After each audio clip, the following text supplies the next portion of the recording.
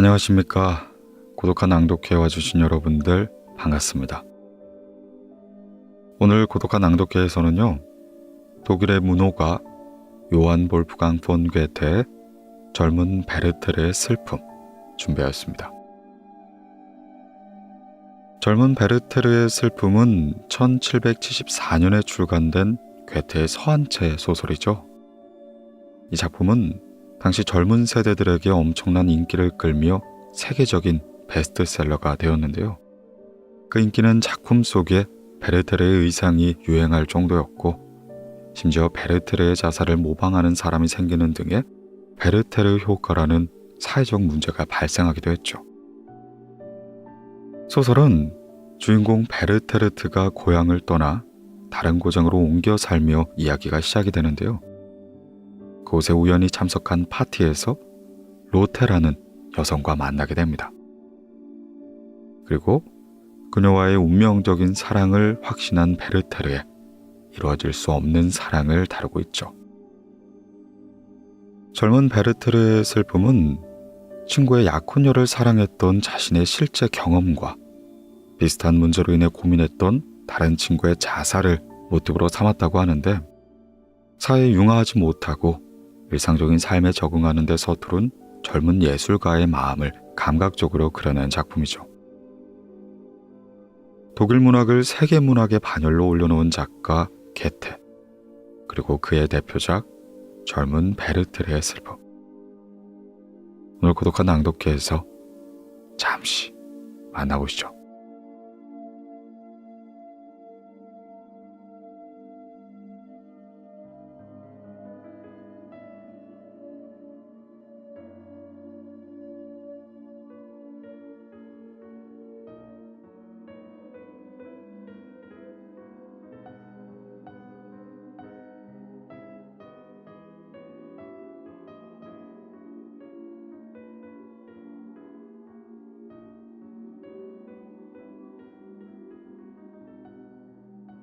(1771년 5월 4일)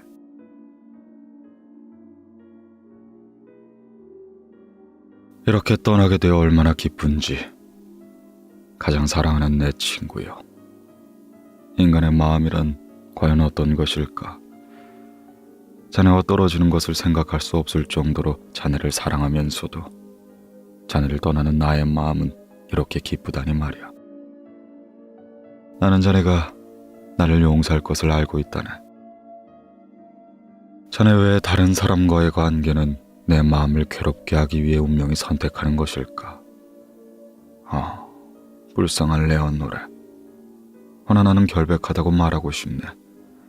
제멋대로겠지만 열정적인 자네의 누이가 나와 즐겁고 편안한 대화를 나누는 사이에 가슴속에 나에 대한 열망을 품게 된 것을 내가 어찌할 도리가 있겠는가?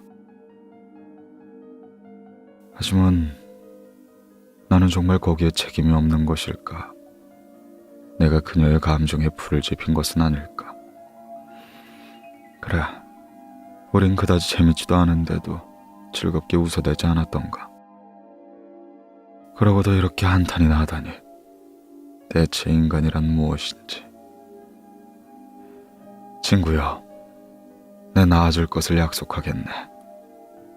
운명이 우리에게 만들어준 조그마한 불행을 부질없이 되새기던 그런 습관은 이제 그만두겠어. 나는 현재를 즐기고 과거를 흘려보내고 싶다네. 언제나 자네 말이 옳았어, 내 친구여. 만약 인간이 그토록 풍부한 상상력을 발휘해서 지나간 불행을 되씹지 않고 지금 현재에 충실하고 있다면 인간의 고통은 훨씬 줄어들었을 거야. 나의 어머니에게 모든 것이 잘 되어가고 어머니 일도 잘 처리하고 있다고 전해주게. 숙모님과 얘기를 나눠봤는데 어머니가 얘기한 것과 달리 그렇게 나쁜 사람은 아니었어. 밝고 좀 다혈질이긴 했지만 마음씨는 따뜻한 분이었지. 나는 숙모님에게 유산 배분이 이루어지지 않고 있는데 어머니가 불만을 품고 있다 설명했고, 숙모님은 그래야 했던 사정과 원을 얘기해 주었어. 숙모님은 제시한 몇 가지 조건만 충족된다면 모든 걸 넘겨줄 수 있다고 했지. 그래, 우리가 기대했던 거 이상으로 말일세. 아무튼 더 길게 쓰고 싶진 않네. 그냥 어머니에게 모든 일이 잘 되어가고 있다고 전해주게. 나는 이 작은 일을 겪으며 다시 한번 오해와 태만이 악의적인 계략이나 술책보다 세상을 더 혼란스럽게 만든다는 걸 알았다네. 덧붙이자면 나는 이곳에서 평온함을 되찾았다네. 천국 같은 이곳에서의 고독은 내 심장에 위안을 선사해주고 지금 같은 젊은 계절은 종종 두려움에 떠는 내 마음을 따뜻하게 감싸주지. 이곳의 나무들과 구석구석의 풍경은 풍성한 꽃다발처럼 아름답다네. 나는 그저 이곳에서의 한 마리의 풍뎅이가 되어 먹이나 찾으러 떠나고 싶네. 이 도시 자체가 그리 마음에 드는 건 아니지만 경관만은 정말로 말로 표현할 수 없을 정도로 아름답다네. 그것이 아마 호인이 된 엠백작을 움직여 이런 아름다운 정원을 만들도록 했겠지. 정원은 의외로 소박하다네. 이곳에 들어서면 조예가 깊은 정원사가 만든 것이 아니라 자연과 식물을 그대로 즐기기 위해 만들어진 곳이라는 걸 바로 느끼게 될 수 있어. 나는 백작이 즐겨 찾았던 자리이자 나 역시 좋아하는 장소인 다 쓰러져가는 이 정자 앞에 앉아 세상을 떠난 백작을 생각하며 몇 번이나 눈물을 흘렸다네. 이 정원의 주인은 곧 내가 된다네. 아직 며칠도 지나지 않았지만 정원사도 나에게 호감을 보이고 있어. 그러는 것이 그에게도 나쁘지 않은 일이겠지.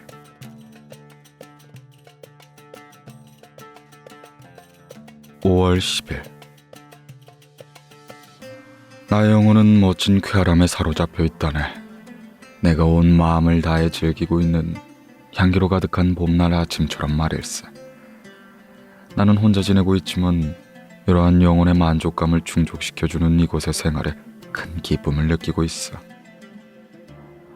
정말 운이 좋은 것 같네. 평온한 존재감에 흠뻑 빠져있다 보니 내 예술적인 감각 역시 조용히 그 고요를 견디고 있지만 말이야. 요즘은 스케치 하나, 붓질 한 번을 알 수 없다네. 그러나 지금 이 순간처럼 내가 위대한 화가인 적이 있었을까 싶네. 아름다운 계곡에는 나를 감싸는 안개가 피어오르고 높이 떠오른 햇살은 뚫을 수 없는 단단한 어둠에 잠긴 숲 표면을 어루만지다 단 하나의 빗줄기만이 이 성스러운 어둠을 뚫고 숲속에 환한 빛을 비춘다네. 나는 졸졸 흘러가는 냇가 옆 무성한 풀밭에 누워 땅에서 솟아난 수많은 신기한 풀들을 지켜보곤 하지. 그 풀들 사이사이에 다양한 모양의 수많은 벌레들, 자신들의 작은 세계에서 북적이고 있는 모습을, 자그마한 벌레들이 오글거리는 모습과 날벌레들의 신비한 모습을 보고 있노라면 나는 우리를 자신의 모습으로 창조하신 전능한 분의 존재와 우리를 영원한 기쁨으로 감싸 안고 이끄는 따뜻하고 다정한 입김을 느낀다네. 친구여, 내 눈꺼풀 위로 황혼이 물들고 내 주변의 세계와 하늘이 사랑하는 연인의 모습처럼 내 영혼에서 편안히 휴식을 취하고 있을 때면 나는 자주 그리움에 젖어 생각에 잠기곤 한다네. 내가 자네에게 이것을 표현할 수 있다면 내 안에서 이렇게나 충만하고 따뜻하게 살아 움직이는 이 감정을 표현할 수만 있다면 신의 거울이 되는 자네의 영혼처럼 그 종이가 자네 영혼의 거울이 되도록 그것을 종이에 표현해 볼 수 있으면 좋으련만. 하나 나는 거기에 매번 실패한다네. 이러한 현상의 숭고한 위력 앞에 무릎을 꿇고 말겠지.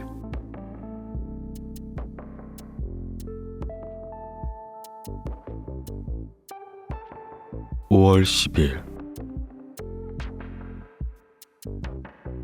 이곳에 공중을 떠도는 무수한 영혼이 있는 것인지 아니면 내 마음속에 따뜻한 전상의 환상이 있는 것인지 나는 잘 모르겠네. 허나 이곳에서 나는 내 주변의 것들을 전부 낙원처럼 느끼고 있어. 이곳 조입에는 샘이 하나 있는데 멜리진과 그녀의 자녀들처럼 나도 그 샘의 마력에 끌려 반하고 말았다네. 저 작은 언덕 아래로 내려가면 둥근 지붕이 세워진 곳이 나오는데 그 지붕 아래에 20계단 정도를 내려간다면 대리석 사이에 맑은 물이 흘러나오는 샘이 있다네. 그 위를 덮고 있는 둥근 지붕, 주변을 에워싼 높은 나무. 이곳의 시원함은 나를 매료시키고 전율하게 만드는 무엇이 있는 것 같아. 나는 매일 이곳에 1시간씩 앉아있곤 하네. 그러다 보면 마을 아가씨들이 이 성스러운 물을 길러오는 것을 본다네. 그것은 정말 일상생활에서 가장 순박하고 가장 필요한 일이지. 그거 하나, 예전엔 왕의 딸들도 직접 물을 길렀다네. 그곳에 앉아있노라면 예전 가장부 시대에 그랬을 법한 모습들이 생생히 떠오른다네. 아마 아버지들은 이 샘에서 서로를 알게 되어 아이들을 혼인시켰겠지. 이 샘 주변을 떠도는 자유로운 영혼들처럼 말이야.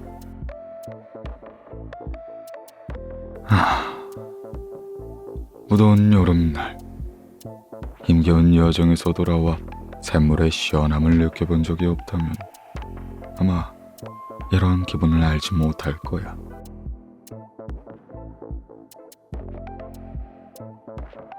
(5월 13일) 자네는 내 책들을 나에게 보내줄 줄 물었지만 친구여, 제발 그러지 말게. 나를 그것들로부터 좀 놓아주길 바래. 나는 더 이상 그 어떤 가르침이나 격려, 자극도 받고 싶지 않다네. 이미 스스로 충만한 내 가슴에 필요한 건 자장가야. 그리고 나는 그것을 호메로스의 작품 속에서 충분히 발견하고 있어. 하긴 내가 자네에게 이런 말을 할 필요가 있을까? 친구여, 슬픔에 잠겼다가 곧 방탕함을 보이고 또 달콤한 연민의 감정이 곧바로 파멸의 열중을 휩쓸리는 내 모습을 곤혹스럽게 지켜봐야 했던 자네에게 말일세. 나 역시도 이 가련한 마음을 병든 아이처럼 대하고 있다네. 무엇이든지 원하는 게 있다면 다 들어주고 있어. 다른 사람에게 말하지 말게. 이것을 나쁘게 생각하는 사람들도 있으니 말이야.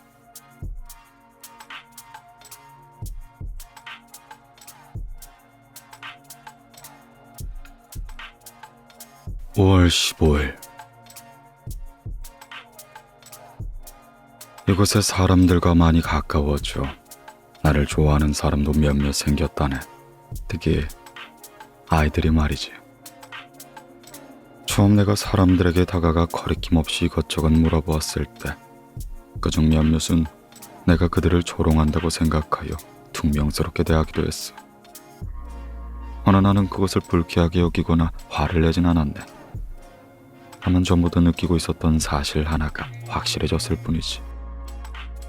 약간 지위가 높은 사람들은 평민과 가까이 지내면 손해를 볼 것처럼 냉정하게 행동한다는 거야. 그들은 그러지 않으면 자신이 위험에 손상될 것처럼 평민과 늘 냉정한 거를 유지하며 지내지 않나. 아니면 일부러 겸손한 척 행동하여 자신의 오만함을 가난한 사람들에게 더욱 예민하게 느끼게 하는 경박한 무리도 있다네. 나는 우리가 모두 같지 않다는 걸 잘 알고 있네. 또 그럴 수 없다는 것도 알아. 하지만 존경을 유지하기 위해서는 소위 천한 무리로부터 멀어져야 한다고 생각하는 자들은 패배가 두려워 적을 피해 도망치는 비겁한 사람과 마찬가지로 비난을 받아야 한다고 생각하네. 얼마 전 난 샘가로 가다가 어린 하녀를 보았네. 그녀는 샘가 계단 안쪽에 항아리에 물을 가득 채우고는 그것을 자신의 머리에 이도록 도와줄 사람이 오지 않는지 주위를 두리번거리고 있었지. 나는 아래로 내려가 그녀를 쳐다보았어. 아가씨, 제가 좀 도와드릴까요? 내가 물었더니. 그러자 그녀는 얼굴이 점점 새빨갛게 되더니 아니에요, 나리 라고 소리쳤지. 사양할 필요 없어요. 나의 말에 그녀는 또 아리를 머리에 놓았고 나는 그녀를 도왔지. 그녀는 감사를 표하고는 계단을 올라갔더니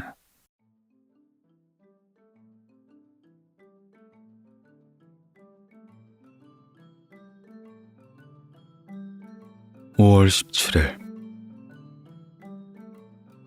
나는 아주 다양한 계층의 사람들을 사귀게 되었다네.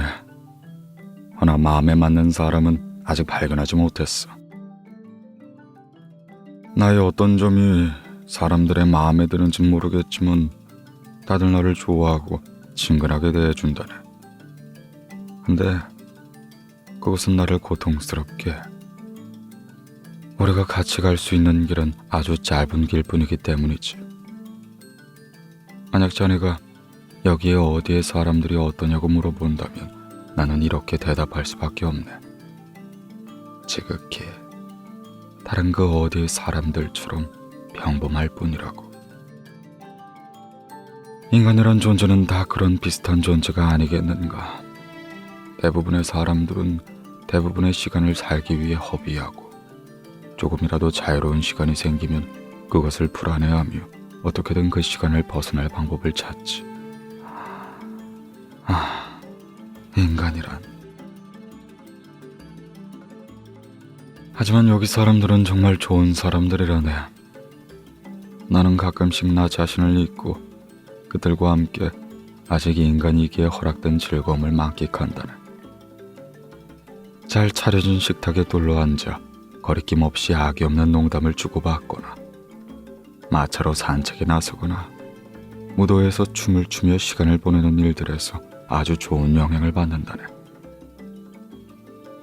하지만 나의 내면에 발산되지 못하는 다른 많은 힘들이 머물러 있어. 그것을 아주 신중하게 숨겨야만 한다는 걸 영 마음이 편치가 않지. 그래, 가슴이 답답하게 쥐어오는군. 그러나 오해를 만드는 것 또한 우리 같은 사람들의 운명이 아니겠나.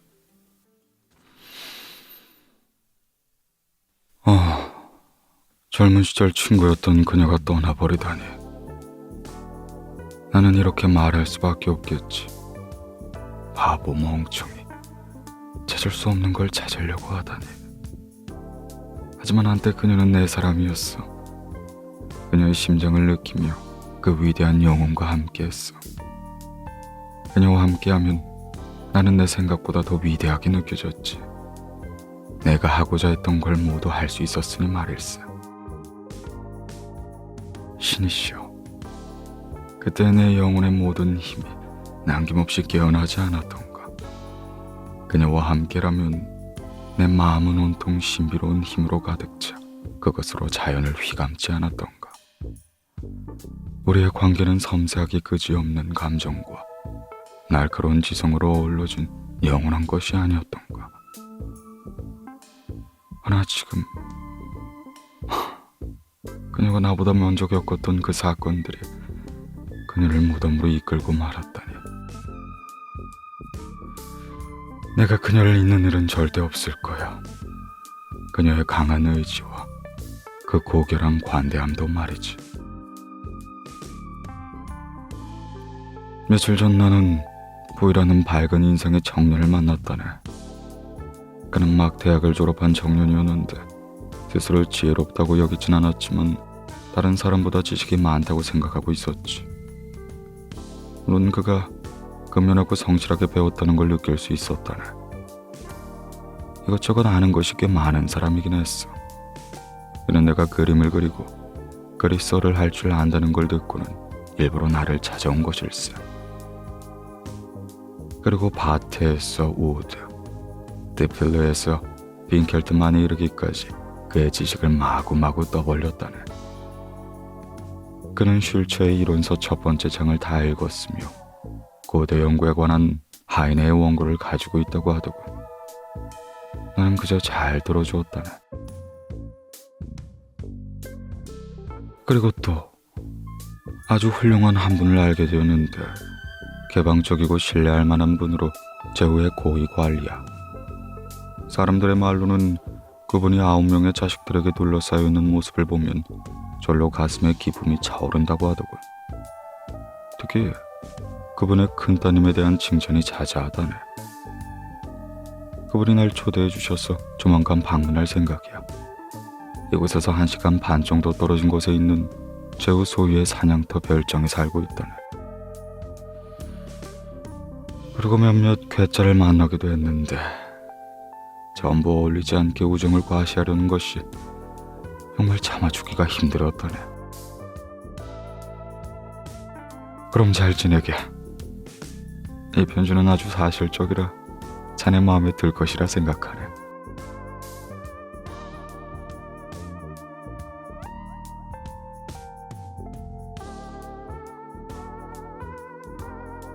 (5월 22일) 인간의 인생이란 그저 꿈에 불과하다고 말하는 사람들도 있지. 나 역시 그런 느낌을 갖고 살아왔네. 인간의 활동이나 연구 또한 한계에 부딪히는 걸 목도할 때 모든 활동은 인간의 필요를 채우기 위한 것일 뿐, 그 목적은 겨우 우리의 빈약한 존재를 연장시키기 위한 건 외엔 전혀 없다는 걸 깨닫고는 해. 그 연구조차 꿈꾸던 목적에 이르면 그저 그 자리에 만족해버리는 것이 감옥에 갇힌 채 형형색색의 그림과 밝게 빛나는 풍경을 벽에 그리는 것이라고밖에 할 수 없지 않은가. 윌헬름, 이런 모든 것이 나를 침묵하게 만드네. 나는 나의 내면으로 들어가 거기서 하나의 세상을 발견하곤 해. 그것은 생동감이 있고 활력이 넘치기보단 지적이고 좀 더 어두운 욕망으로 가득 차 있지. 그러나 모든 것이 아련하게 떠다니고 나는 그 세계 속에서 꿈꾸던 미소를 짓는다네. 학교 선생들이나 학자들은 아이들이 무엇을 원하면서도 왜 그것을 원하는지 알지 못한다고 입을 모아 말하지. 하지만 어른 또한 아이들과 조금 더 다를 바가 없어. 자신이 어디서 와서 어디로 가는지 모른 채 그저 길 위를 헤매고 있다네. 그리고 확실한 목표를 향해 움직이는 것이 아니라 비스켓과 케이크, 짜장나무 회초리의 지배를 받고 있는 거야. 아마 아무도 이런 사실을 믿고 싶지 않겠지만 나는 이것이야말로 진실이라 생각하네. 내가 이런 사실을 고백한다면 자네가 뭐라고 할지 이미 짐작하고 있어. 쟤는 아마 그 사람들이 가장 행복하다고 말할 테지. 아이들처럼 빈둥거리며 편안한 하루를 보내고 인형을 이리저리 데리고 다니며 옷을 갈아입히고 엄마가 과자를 숨겨둔 서랍 주변을 맴돌다 원하는 걸 얻게 되면 한입 가득 과자를 물고 더 줘 하고 외치는 것 같이 말이지. 또 그들은 하찮은 일이나 그들의 욕망에 화려한 이름을 붙이고 그것이 인류의 신성한 구원이라며 엄청난 일처럼 과장하고 떠들어다녀. 그게 그들의 행복이니까 말이야. 그래, 그렇게 할 수 있는 사람은 정녕 행복할 것이야. 하지만 모든 것이 어디로 향하는지 겸손하게 깨닫는 사람도 있더래. 행복한 시민들은 자신의 작은 정원을 낙원처럼 가꿀 줄 알고, 또 불행한 사람들 역시 감당할 수 없는 짐을 지고도 묵묵히 앞을 걸어가고 있으며, 그들 모두는 환한 태양빛을 1분이라도 더 받고 싶어하는 것을 알고 있어. 그래, 그런 사람들은 고요하게 자신만의 세계를 만들어가고 또 우리가 인간이라는 사실에 만족한다네. 비록 그들은 갇혀있다고 할지라도 가슴속에 언제나 자유의 달콤한 느낌을 간직하고 언제든지 원할 때면 이 감옥에서 나갈 수 있는 것이야.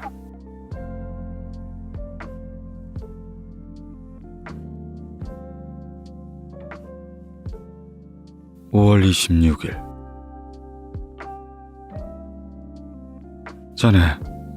자네는 마음에 드는 장소에 작은 오두막을 한 채 짓고 거기서 조용히 살고 싶어하는 내 취향을 알고 있겠지.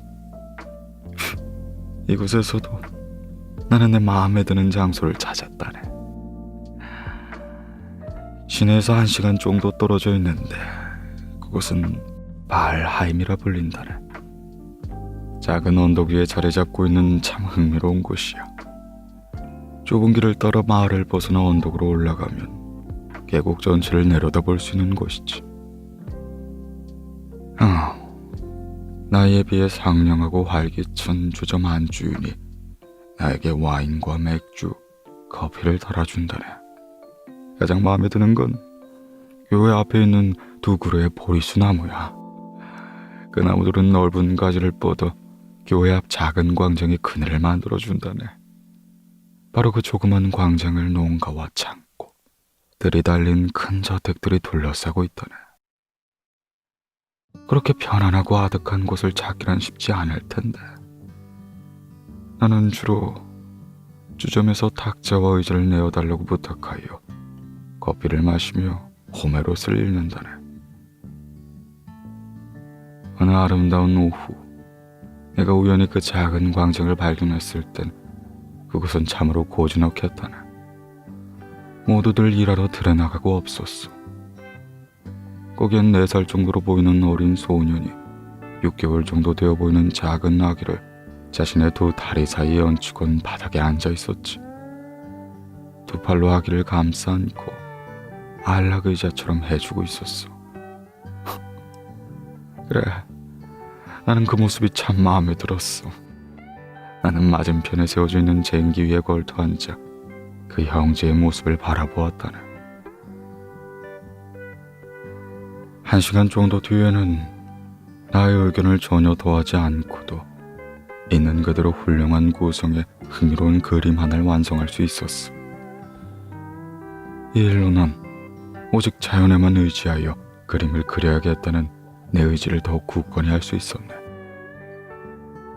자연만이 영원히 풍요롭고 또 자연만이 위대한 예술가를 만들어내는 거야. 물론 사람들이 시민사회를 찬미하는 것처럼 예술의 여러 규칙을 갖는 장점에 대해 많은 말을 할 수도 있어. 규범을 잘 지키는 사람이 어리석은 짓이나 나쁜 행동을 저지르지 않듯이 예술의 규칙을 잘 따르는 사람은 몸이 건조하거나 조악한 것을 만들어내지 않는 법이지.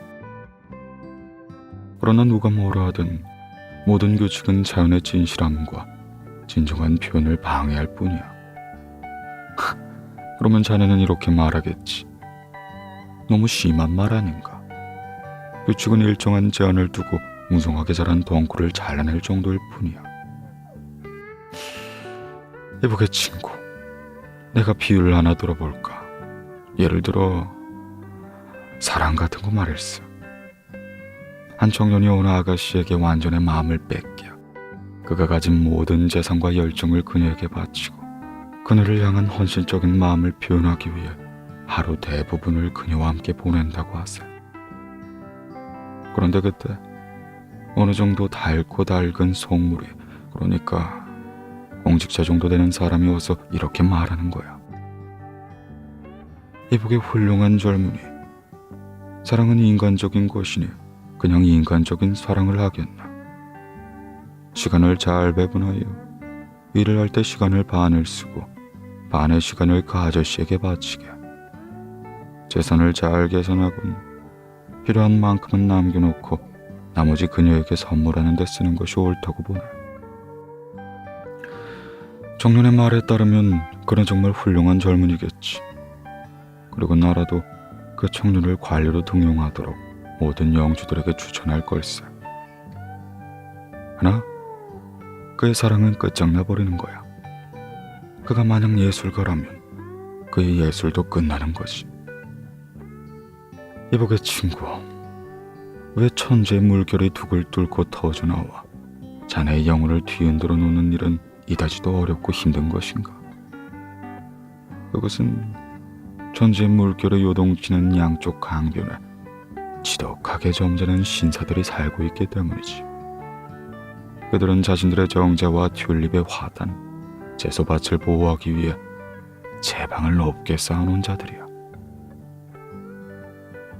그러고는 다가올 위험을 위해 모든 걸 대비하고 있지.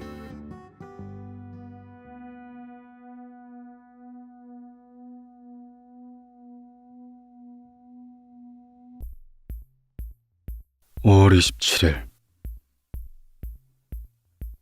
내가 괜히 흥분해서 비유와 연수를 늘어놓느라 아이들이 그 뒤에 어떻게 되었는지 이야기하는 걸 잊었다네. 어제 편지에서 짧게 얘기했지만 나는 그림 같은 모습에 빠져 쟁기 위에서 2시간 정도 앉아 있었어. 저녁 무렵이 되자 발에 바구니를 건 젊은 여인이 멀리서 달려와 그때까지 꼼짝 않고 앉아 있었던 아이들에게 소리쳤다네. 필립스, 정말 대단하구나.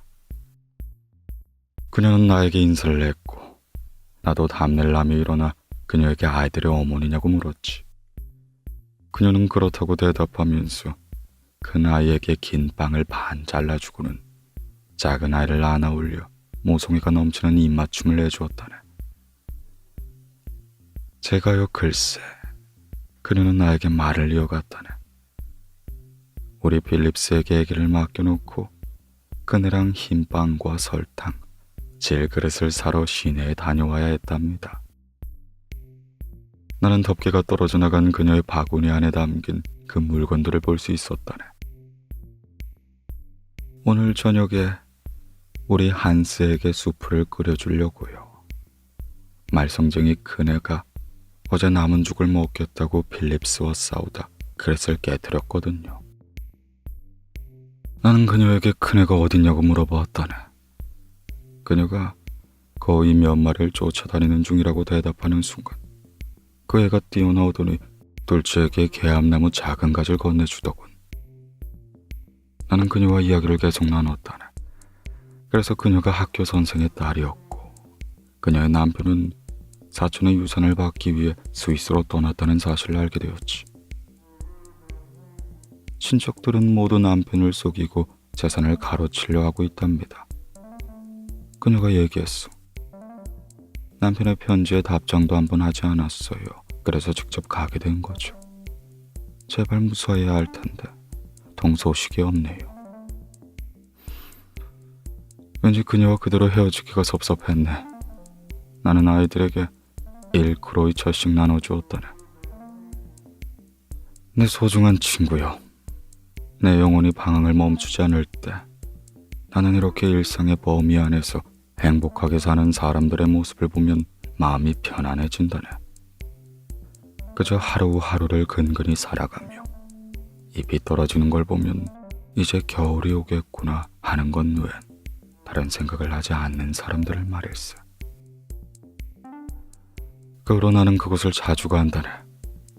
아이들도 나와 친해져 내가 커피를 마시면 설탕을 달라고 조르고 저녁엔 커피와 빵과 발효 우유를 나눠 먹기도 하고 일요일마다 아이들에게 꼭 1크로이처를 나눠주는데 내가 예배 후에 그곳에 가지 못하면 대신 주점 주인에게 부탁해두었지.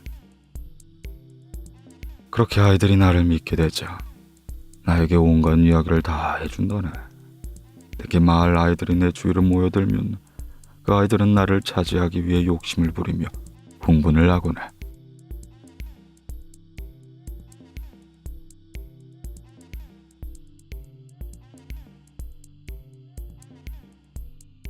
(5월 30일) 내가 전에 그림에 대해 얘기했던 이야기는 시에도 해당되는 얘기일세. 훌륭한 인식으로 핵심을 찾아내요.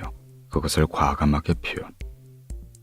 그러면 적은 것으로도 자유롭게 많은 걸 이야기할 수 있지. 내가 오늘 본 것을 있는 그대로 묘사한다면 세상에서 가장 아름다운 전원시가 될 거야. 문학이나 그림이나 전원시가 다 무슨 소용이겠는가. 우리가 자연의 한 부분을 받아들일 때 꼭 그것을 다듬어야 하는 것일까. 내가 이렇게 선을 거창하게 시작하는 걸 보고 무언가 큰 기대를 했다면 자넨 또 실망할 거야. 이번에 나의 관심을 끈 것은 젊은 농촌 총각분일 테니까. 늘 그렇듯 내 설명은 형편없을 테고 자네는 또 늘 그렇듯이 내가 과장을 늘어놓는다고 생각하겠지. 이번에도 역시 발하임이라네. 그래, 발하임에서는 언제나 신기한 일이 일어나곤 하지. 내가 야외 보리수 나무 그늘 아래서 커피를 마시는 모임이 있었는데 나는 그 자리가 맞지 않아 핑계를 대고 피하고 있었다네. 그때 젊은 농부 하나가 근처 농가에서 나오더니 지난번 내가 앉아 그림을 그렸던 젠가에 다가가 무언가를 고치며 분주하게 일을 하더군. 그 모습이 퍽 마음에 들었다네. 나는 그에게 다가가 말을 걸었고 그에 대해 여러 가지 물어보며 곧 친해지게 되었어. 자네도 알다시피 내가 이런 사람을 좋아하다 보니 곧 마음을 터놓게 되었지. 그가 설명하기를 그는 어느 미망인의 집에서 머슴으로 일하고 있는데 보수가 참 좋다고 했어. 그는 미망인 이야기를 많이 하고 또 칭찬도 많이 했다네. 그런 그를 보고 그의 몸과 마음이 그녀에게 푹 빠졌다는 걸 눈치챘지. 그가 말하기를 그녀는 더 이상 젊지도 않고 전 남편에게 넌덜머리가 났기 때문에 더 이상 결혼할 생각이 없다는 거야. 하지만 그의 말을 들으면 나는 그에게 그녀가 얼마나 아름답고 매력적이며 그가 그녀의 전 남편의 잘못을 지울 수 있도록 얼마나 자신을 선택해 주길 원하는지 깨달을 수 있었다네. 그의 진실한 열정과 사랑, 진심을 분명하게 설명하려면 그의 말 한마디 한마디를 전부 얘기해야 할 정도라네. 진짜네. 내가 세상에서 가장 위대한 시인이 되어야만 겨우 그 몸짓이 표현하는 것, 조화로운 그 목소리, 그의 눈 속에서 빛나는 비밀의 불꽃을 생생하게 표현할 수 있을 거야. 아니네. 그의 전체적인 태도와 표현에서 우러나오는 그 부드러움은 말로 표현할 수 없을 걸세. 그래, 그것을 표현하려 노력해봐야 소용이 없을 뿐일 테지. 특히 나를 감동시킨 것은 내가 그녀와의 그의 관계를 오해하여 그녀의 정숙함을 의심할까 걱정하는 부분이었다네. 더 이상 젊지 않은 그녀가 그를 얼마나 강하게 매혹시켰는지, 그녀의 모습과 그녀의 몸매에 대해 이야기하는 그의 모습이 얼마나 매력적인지 나는 그저 내 아내의 영혼에서만 되새길 뿐이었지. 내 생애 통틀어 그렇게 강하고 뜨거운 욕망을 순수하게 대면하는 건 처음이었다네. 그래, 고백하자면 나는 그런 순수함을 생각해 본 적도 꿈꿔본 적도 없다네. 그의 순수하고 진실한 모습을 떠올리면 내 영혼이 뜨겁게 달아오르고 그 헌신적이고 다정한 모습이 내 뇌를 떠나지 않고 있어. 나는 가능한 빠른 시일 내 그 미망인을 만나보려고 했다. 다시 마음을 고쳐먹었다네. 미망인의 애인을 통해 그 모습을 보는 것이 훨씬 나을지도 모르지 않나. 아마 그녀를 직접 내 눈으로 보게 되면 지금 내 눈앞에 서 있는 그녀의 모습과는 많이 다를 거라 생각해. 내가 어찌 이 아름다운 풍경을 망칠 수가 있겠나.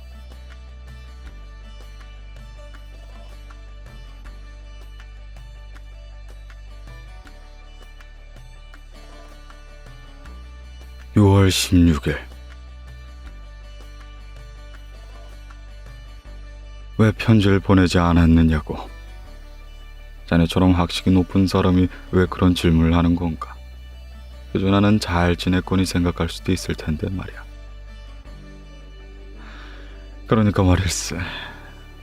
간단히 설명하자면 나는 내 심장을 깊게 파고들어버린 사람을 알게 되었다네. 그러니까 나는 이게 무슨 일인지도 모르겠어. 내가 어떻게 이런 사랑스러운 아가씨를 알게 되었는지 조리게 설명하기가 무척이나 어렵다네. 나는 그저 만족스럽고 행복한 사람일 뿐 훌륭한 역사가는 아니니까 말이야. 그녀는 천사라네. 애인에게는 누구나 이렇게 말하곤 하지, 안 그런가? 허나 그녀가 얼마나 완벽한지, 왜 그렇게 완벽한지 설명하기는 어렵다네. 그녀가 내 영혼을 완전히 사로잡았다면 충분한 설명이겠지 않은가.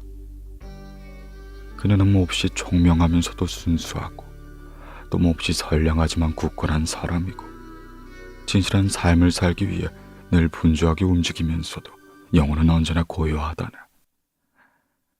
이렇게 자네에게 그녀에 대해 얘기하는 모든 말은 사실 쓸데없는 짓이야.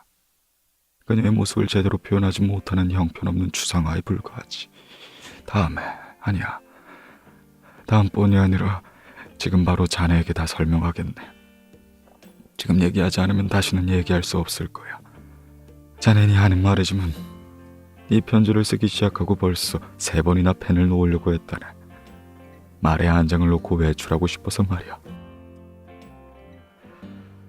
오늘 아침 일찍 나는 외출하지 않기로 맹세했지만 그럼에도 자꾸 창으로 달려나가 해가 얼마나 떴는지 살펴보고야 말았다네.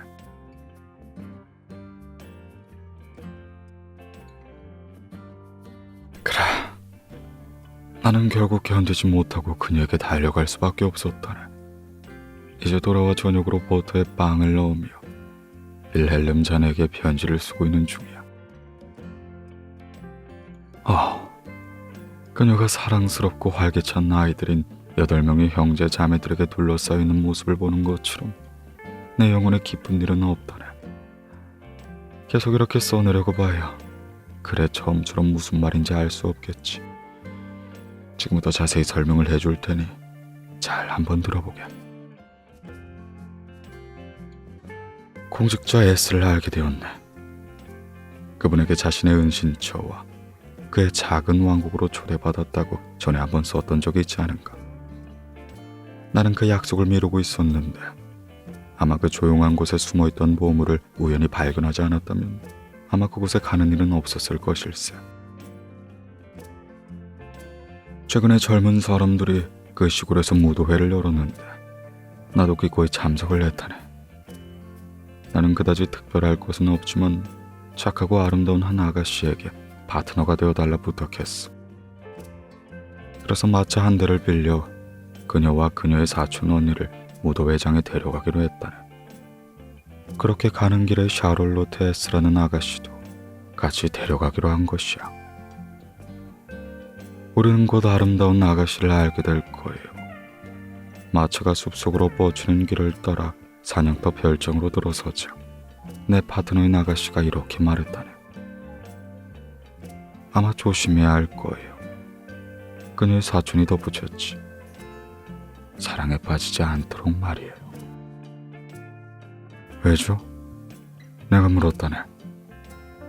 그녀에게는 이미 약혼자가 있어요. 사촌 언니가 대답했어. 아주 멋진 신사분이죠. 지금은 아버지가 돌아가셔서 여러 가지 일을 처리하고 또 좋은 일자리를 알아볼 겸 멀리 떠나 있는 중이죠. 그때 나에겐 그 이야기는 아주 시시한 이야기일 뿐이었지. 해가 뉘엿뉘엿 저물어 갈 즈음 우리는 저택 대문 앞에 도착했다네. 습한 날씨는 무척 더웠고 지평선에 물기를 잔뜩 머금은 구름이 걸려 있어 여성분들은 전동이라도 치지 않을까 걱정을 했었지. 나 역시도 그랬다네. 우리의 즐거움을 망쳐버리진 않을까 걱정이 되었어.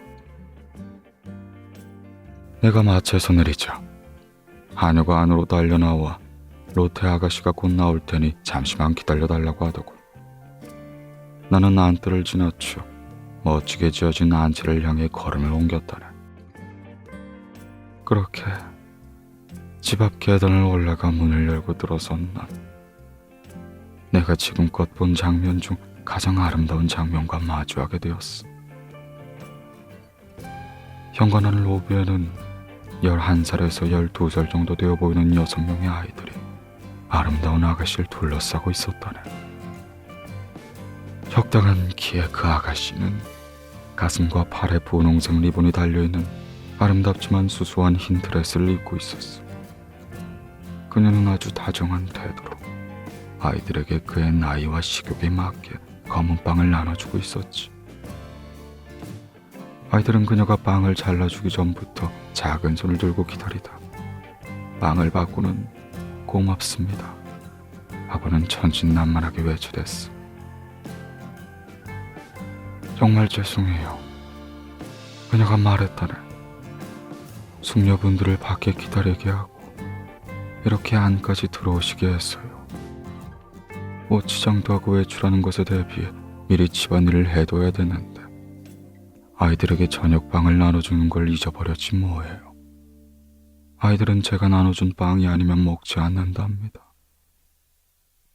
그래, 나는 그녀에게 별다른 의미 없는 형식적인 인사를 건넸지만 이미 그녀의 모습과 목소리, 행동에 마음을 뺏겨버렸다네. 그녀가 장갑과 부채를 챙기기 위해 거실로 떠난 후에야 나는 이 당황스러운 마음을 겨우 진정시킬 수 있었어. 아이들은 나에게서 조금 떨어져 나를 쳐다보고 있었지. 나는 그중 귀여운 얼굴의 가장 어린 아이에게 다가갔다네. 아이가 뒷걸음을 칠 때 막 거실에서 나온 로테가 말했지. 루이스, 친척 아저씨와 악수해야지. 그러자 아이가 거리낌 없이 손을 내밀었고 나는 꼬마의 코에서 콧물이 줄줄 흐르고 있음에도 사랑스럽게 입을 맞추지 않을 수가 없었다네. 친척 아저씨라뇨? 나는 그녀에게 손을 내밀며 물었지. 제게 당신과 친척이 되는 행운을 가질 자격이 있을까요? 어머, 그녀는 장난스럽게 가벼운 미소를 머금었어. 우리 일가 친척은 범위가 아주 넓답니다. 그런데 그 중에서 가장 못난 분이라면 정말 유감이겠지만요. 로테는 집을 나서며 11살 정도 되는 제일 큰 여동생에게 아이들을 잘 돌보라고 말해주었고는 말을 타고 산책을 나간 아버지가 돌아오면 안부를 전해달라 말했다네. 아이들 2-3명이 그러겠다고 큰 소리로 대답했어. 하지만 6살 정도 먹은 작은 금발아이는 당돌하게 이렇게 말하더군. 하지만 쇼피 언니는 로테 언니가 아니잖아. 우리는 로테 언니가 훨씬 좋다고. 제일 나이가 많은 남자의 2명은 마차 뒤를 기어오르고 있었어. 내가 아이들을 위해 부탁을 하자 로테가 나서 아이들에게 장난치지 않고 마차를 잘 잡고 있는다면 숲 입구까지 태워주기로 허락을 했다네. 우리는 각자 자리를 잡고 앉았고 여성분들은 서로 반갑게 인사를 나누었어. 그들은 서로 드레스와 모자에 대한 이야기를 나누고 무도회에 참석할 사람들에 대해서도 얘기했지. 로테가 마차를 세우고 2 형제를 내리도록 하자 녀석들은 로테의 손에 다시 입을 맞추고 싶어 했어. 그렇게 그녀가 다시 동생들을 배웅하고 나서야 우리는 가던 길을 향해 출발을 했지. 내 파트너의 사촌 언니가 로테에게 얼마 전에 자신이 보내준 책을 다 읽어봤냐고 물었지. 아니요. 로테가 대답했어. 저에게는 별로였어요. 다시 돌려드릴게요. 나는 그녀가 아주 분명한 성격이라는 걸 알 수 있었지. 그녀가 자신의 의견을 이야기할 때면 얼굴에서는 늘 새로운 매력과 정신이 반짝였어. 내가 본을 이해한다고 생각했는지 그 광채는 점점 더 빛나는 것처럼 보였다네. 저는 어릴 때는 말이죠. 그녀가 말을 이어나갔어. 소설을 가장 좋아했어요. 일요일에 방 한구석에 앉아 미스 제니의 행복과 불행을 마음 깊이 함께 했었죠. 지금도 그런 종류의 책에 끌리고 있다는 사실을 부인할 수 없어요. 요즘은 책을 읽을 여유가 없어서 책을 읽게 된다면 딱 제 취향에 맞는 책이었으면 해요. 나의 세계를 재발견할 수 있게 해주는 작가가 좋아요. 내 삶과 같은 일이 일어나고 내 가족의 삶처럼 재미있고 행복이 가득한 이야기를 쓰는 그런 작가 말이죠. 물론 우리의 삶이 낙원이라고 얘기할 수는 없겠지만 말로 표현할 수 없는 행복의 원천이 되니까요. 나는 그녀의 말을 듣고 밀려오는 마음의 동요를 감추느라 애를 썼지만 그 노력은 오래가지 못했다네. 그녀가 스치듯 소설 웨이크필드의 목사에 대한 진지한 의견을 펼치자 나는 그만 자존심을 잃고는 그녀에게 나의 마음을 모조리 털어놓고 말았어. 나중에 로테가 다른 사람에게 말을 걸었을 때야 그동안 다른 사람이 조용한 눈을 크게 뜨고 우리를 바라보고 있다는 걸 깨달았지. 내 파트너 아가씨인 사촌 언니는 코를 실룩거리며 날 비웃은 것 같았지만 그게 내가 알 바인가. 그러다 우리는 춤의 기쁨에 대해 이야기를 이어나갔다네. 춤에 대한 열정이 올바르지 못한 것이라고 해도 저는 춤보다 즐거운 것은 없다고 고백해요. 로테가 얘기했지. 걱정으로 가득 차 있을 때는 음도 잘 안 맞는 피아노지만 그 앞에 앉아 서투르게 춤곡을 하나 연주한다면 기분이 좀 나아진답니다. 이야기를 나누는 동안 내가 얼마나 그녀의 검은 눈동자에 말려 들어갔는지, 나의 영혼이 얼마나 그녀의 싱그러운 입술과 상기된 얼굴에 사로잡혔는지, 그녀의 훌륭한 생각이 담긴 말에 내가 얼마나 빠져들었는지. 자네는 나를 잘 알고 있으니 이 모든 걸 상상할 수 있을 걸세. 그래, 곧 마차가 무도회장에 도착했을 때 나는 몽유병 환자가 된 것처럼 마차에서 내렸어. 꿈인 듯 어두운 세계 속에서 길을 잃어 환하게 밝은 홀에서 들려오는 음악 소리 또한 알아채지 못했지. 내 파트너의 사촌 언니와 로테의 파트너인 두 명의 신사, 아우란드 씨와 앤 씨가 우리를 마중 나오고는 파트너를 데리고 갔어. 나도 내 파트너와 함께 무도회장으로 들어갔지. 우리는 줄을 쥐어 미뉴에트를 추었어. 나는 여러 명의 아가씨들에게 춤을 청했고 마음에 들지 않은 아가씨에게 손을 내밀었다가 끝맺지 못하기도 했지. 로테와 그녀의 파트너도 춤을 추기 시작했다네. 그녀의 파트너가 나와 같은 무리에서 춤을 추기 시작하자마자 내가 얼마나 기뻤는지 자네는 상상할 수 있을 거야. 그래, 그녀의 춤은 모두가 봐야만 해. 그러니까 말일세, 그녀는 온 마음과 영혼을 집중해서 춤을 추고 있었어. 아무런 걱정도 없는 듯, 춤만이 오로지 전부인 듯. 그녀는 아무것도 생각하지 않고 개의치 않으며 몸의 조화를 완벽하게 이루며 춤을 추곤 했었지. 그 순간 그녀에게 다른 모든 것은 다 사라진 것만 같았다네. 나는 그녀에게 두 번째 컨트리 댄스를 같이 추자고 청했어. 그녀는 세 번째 같이 추자고 말하더군. 그러면서 그녀는 아주 사랑스럽고 솔직하게 고백하길 자신이 가장 좋아하는 건 독일의 춤이라고 말했어. 이곳엔 관습이 있어요. 그녀는 나에게 설명했어. 독일 춤은 원래 파트너와 추는 거랍니다. 제 파트너는 왈츠에 서툴러서 그 춤에 벗어나게 해주면 고마워할 거예요. 당신의 파트너 또한 왈츠엔 익숙하지 않고요. 그런데 영국 춤을 출 때 당신이 왈츠를 잘 추시는 걸 보았죠. 독일 춤을 저와 같이 추시려면 지금 제 파트너에게 얘기해 보시죠. 저는 당신의 파트너에게 가서 얘기할게요.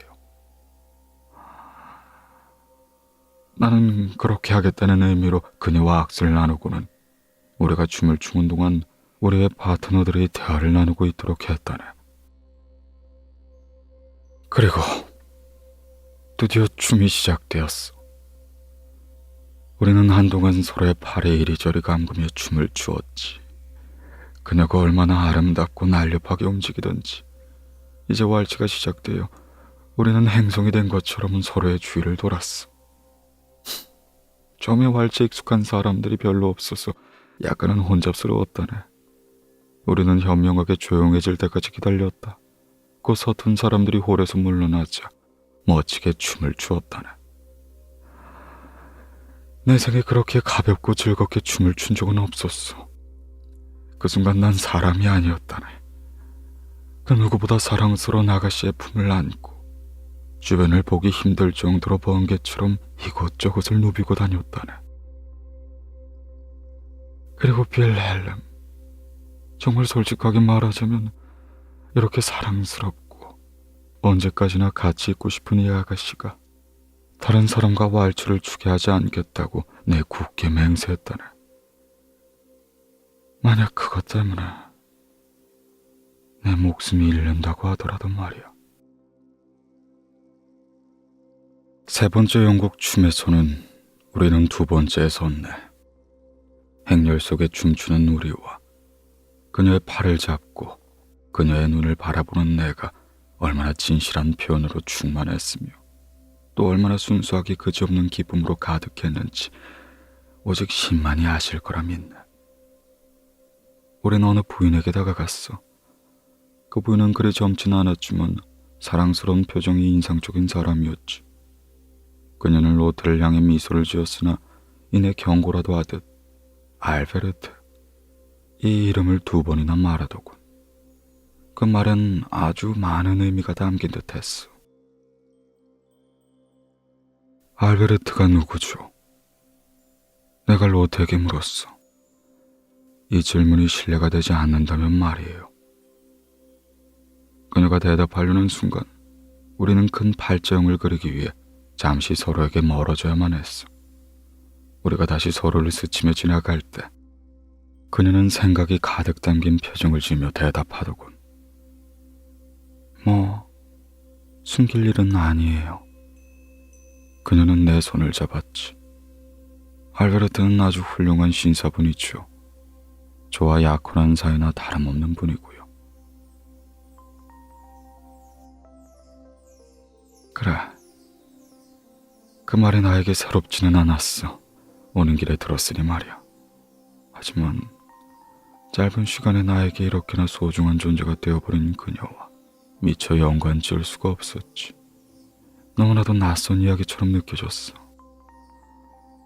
나는 완전히 혼란스러워져 엉뚱하게 다른 커플 사이로 기어들어갔고 그 때문에 전체가 뒤죽박죽 엉망이 되었다네.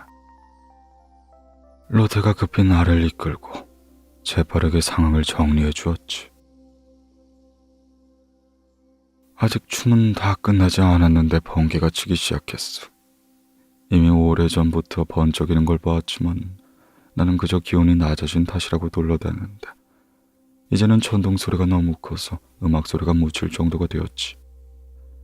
세 명의 아가씨가 춤대열에 빠져나가자 그녀들의 파트너 또한 그 뒤를 따라가기 시작했어.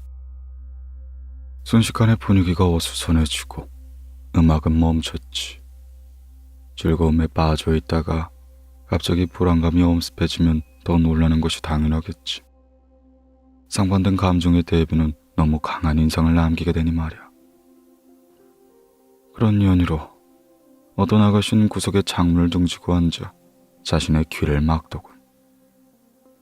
남자들 몇몇이 담배를 피우기 위해 아래로 내려간 사이 나머지 무리는 커튼이 쳐진 방 안으로 들어갔다네. 방으로 들어가자 로테는 바쁘게 움직이면서 의자를 동그랗게 모았어. 모두들 그곳에 앉히고는 게임을 하자고 했지. 그중 몇몇이 입맞춤이라는 달콤한 보상이라도 기대하는 듯 입을 내밀고는 의욕에 불태운 것을 나는 보았어. 숫자 색인 노래를 해요. 로테가 말했지. 전부 8명이군요. 자, 제가 오른쪽에서 왼쪽으로 돌 테니 자기 차례의 숫자를 말하는 거예요. 자기 차례가 되면 숫자를 세고 다음 사람이 그 다음 숫자를 세는 거죠. 만약 틀면 뺨을 맞는 거예요. 숫자는 1000까지 세는 걸로 해요. 정말 재미있는 광경이 아닌가. 그녀는 소매를 걷어올리고 원을 돌기 시작했어. 하나, 첫 번째 사람이 되자 다음 사람이 둘, 셋, 숫자를 세기 시작했지. 그러자 로테가 점점 빨리 돌기 시작했고 한 명이 숫자를 틀렸어. 찰싹. 그러자 사람들은 웃음을 터뜨렸고 바로 다음 사람도 숫자를 틀렸지. 또 찰싹. 그리고 점점 빨리 도는 거야. 나 역시 2번이나 틀려 뺨을 맞았는데 다른 사람보다 더 세게 때리는 것 같아 기뻤다네. 모두들 즐겁게 웃고 떠드는 사이 게임은 전을 세기도 전에 끝이 났어. 전동 분기가 그치기 시작한 거지. 나는 로테를 따라 홀로 나왔어. 가는 길에 로테가 말했지. 뺨을 맞느라 사람들이 날씨는 완전히 잊어버렸어요. 나는 적당한 대꾸를 하지 못했지. 저야말로 말이죠. 로테가 말을 이었어. 정말 겁쟁이에요. 하지만 다른 사람에게 용기를 주려고 하다 보니 어느새 용기 있는 사람인 척 해버렸네요. 우리는 창가로 다가갔어. 이제 전동 소리는 멀리서 은은하게 들려오고 아름다운 보슬비만이 땅을 적시고 있었지. 상쾌한 향을 머금은 따스한 공기가 이내 우리를 감싸 안았어. 그녀는 장틀에 발꿈치를 걸치고 서서 먼 곳을 향해 시선을 던지고 있었다네. 하늘을 바라보던 그녀의 시선이 나를 향했을 때 나는 그녀의 눈에 눈물이 가득 고인 걸 보았다네. 로테는 그녀의 손을 내 손에 올려놓으며 이렇게 말했어. 클럽슈터.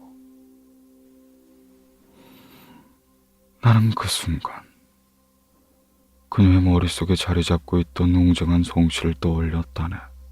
그리고 그녀가 나에게 던질 물음을 해결하기 위해 감정의 물결에 몸을 던지고야 말았어. 나는 주저하지 못한 채 그녀의 손에 입을 맞추었다네. 그리고 그녀의 눈을 다시 바라보았어. 신이시여, 당신께서 저의 이 눈빛에 담긴 공경심을 보았더라면 허나 나는 이제 당신의 신성한 이름이 세인들로 인하여 더럽혀지는 걸 원치 않습니다.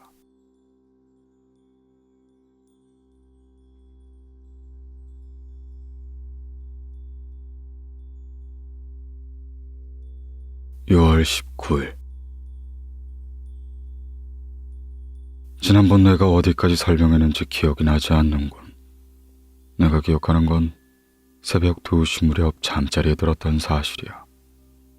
내가 편지를 쓰지 않고 직접 자네에게 얘기를 했더라면 아마 넌 자네를 아침까지 붙잡고 있었을 거야. 그래, 무도회가 끝나고 돌아오는 길에 있었던 일을 아직 이야기하지 못했는데 그렇다고 오늘 그 이야기를 할 수는 없을 것 같네. 그날의 일출은 정말이나 멋졌어. 이슬을 머금은 숲과 싱그러운 초원이 펼쳐져 있었다네. 우리와 동행하던 이들은 졸기 시작했고 그녀는 나에게도 잠시 눈을 붙이는 게 어떻겠느냐고 했어. 그러고는 자신은 나를 방해하지 않겠다고 했다네. 당신이 잠들지 않는 한 나는 그녀를 정면으로 응시하며 말했지. 절대 그런 일은 없을 겁니다. 우리는 둘 다 그녀의 집에 도착할 때까지 깨어 있었다네. 하녀가 조용히 문을 열었고 로테의 질문에 그녀의 아버지와 아이들은 아직 잠들어 있다고 전했지. 헤어지면서 나는 그녀에게 오늘 한 번 더 만나러 와도 되냐고 부탁했고 그녀의 허락을 받은 후에 집으로 돌아올 수 있었다네. 그 순간 이후 해와 달은 묵묵히 자신의 일을 하고 있지만 나는 지금이 낮인지 밤인지 분간을 할 수가 없네. 그래, 나를 둘러싼 세상이 그날 이후로 모두 사라졌어.